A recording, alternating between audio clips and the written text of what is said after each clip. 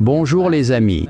Dans le message de la semaine dernière, nous avons parlé des dons du Saint-Esprit et plus précisément du don de prophétie. Aujourd'hui, nous allons revenir sur l'un des livres les plus puissants qui ait été écrit par Ellen White, La tragédie des siècles.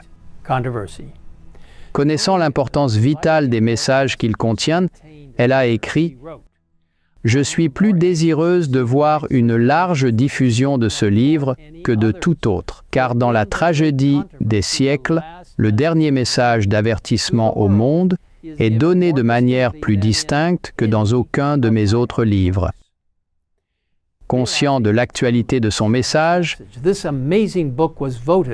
ce livre incroyable a été élu par les dirigeants de l'Église adventiste du 7e jour comme le livre missionnaire de l'année pour 2023 et 2024, dans le but de le mettre entre les mains de millions de personnes grâce au projet Grande Controverse 2.0. Vous pouvez en savoir plus sur ce projet et télécharger gratuitement une copie du livre dans plusieurs langues sur greatcontroversyproject.org.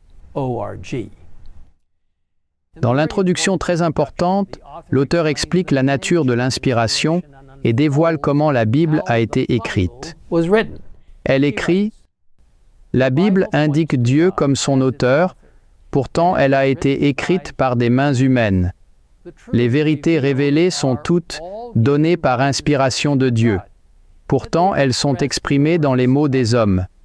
Le Saint-Esprit a éclairé les esprits et les cœurs de ses serviteurs. Il a donné des rêves et des visions, des symboles et des figures, et ceux à qui la vérité a ainsi été révélée ont eux-mêmes incarné la pensée dans un langage humain. » Elle parle d'une manifestation spéciale du Saint-Esprit dans les derniers jours, citant Joël 2, verset 28.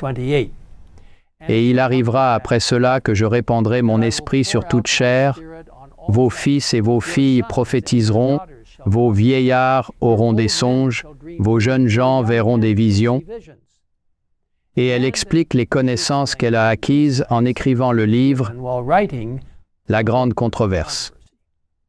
Par l'illumination du Saint-Esprit, a-t-elle écrit, les scènes du conflit de longue durée entre le bien et le mal ont été révélées à l'auteur de ces pages.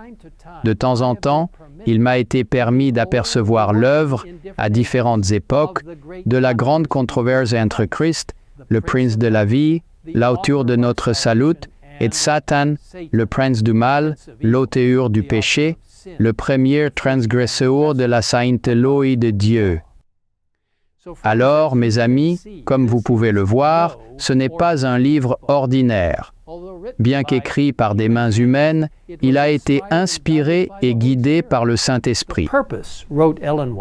Le but, écrit Ellen White, est de dévoiler les scènes de la grande controverse entre la vérité et l'erreur, de révéler les ruses de Satan et les moyens de lui résister avec succès, de présenter une solution satisfaisante aux grands problèmes du mal, en éclairant l'origine et le sort final du péché, de manière à rendre pleinement manifeste la justice et la bienveillance de Dieu dans toutes ses relations avec ses créatures, et de montrer la nature sainte et immuable de sa loi.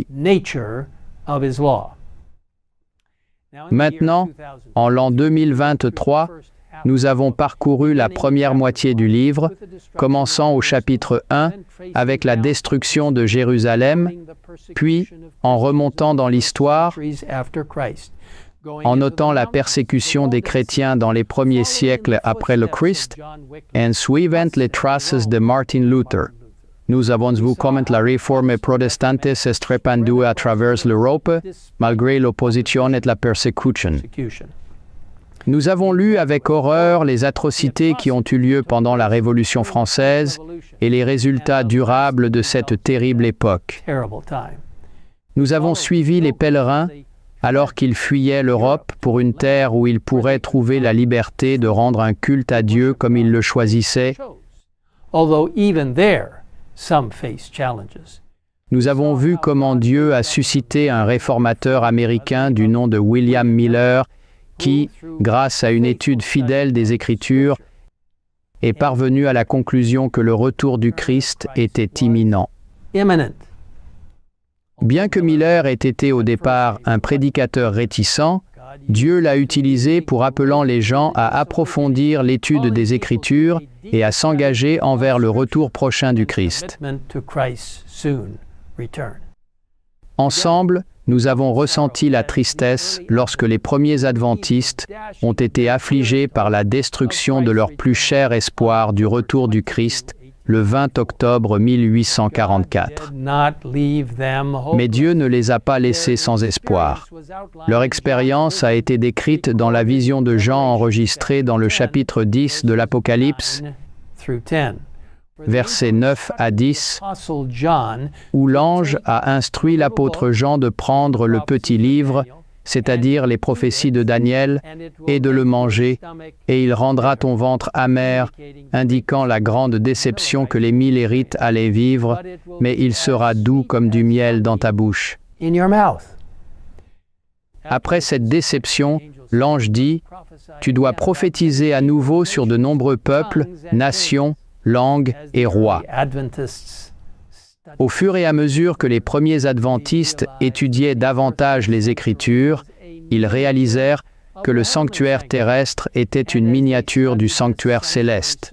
Et en étudiant les services du sanctuaire, ils réalisèrent l'importance de ce qui s'était passé ce jour-là. Plutôt que de retourner sur terre pour purifier le sanctuaire, Jésus-Christ, notre grand prêtre céleste, entra dans le lieu très saint du sanctuaire céleste pour commencer l'œuvre de purification.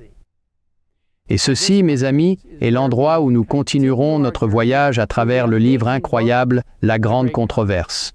Étant donné que nous ne ferons qu'un survol de chaque chapitre, je vous encourage à vous procurer une copie papier du livre ou à télécharger une copie gratuite disponible en plusieurs langues sur greatcontroversyproject.org.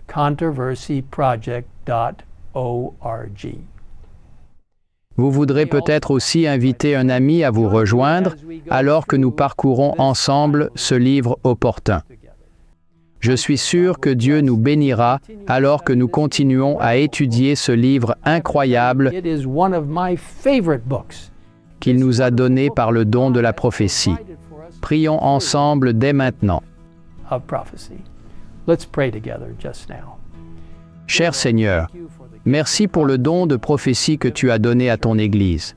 Merci pour le merveilleux livre de tragédie des siècles. Bénis-nous alors que nous étudions ces pages, alors que nous comprenons comment ta main a travaillé à travers l'histoire pour guider ton Église, gardant la vérité biblique au premier plan et aidant ton peuple à la proclamer.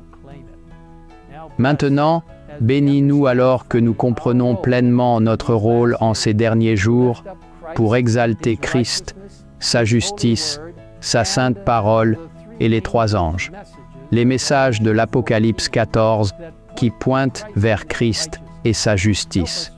Aide-nous à comprendre les temps dans lesquels nous vivons dans ce grand conflit entre Christ et Satan. Nous sommes tellement reconnaissants que Christ est victorieux et nous te remercions au nom de Jésus. Amen. Amen.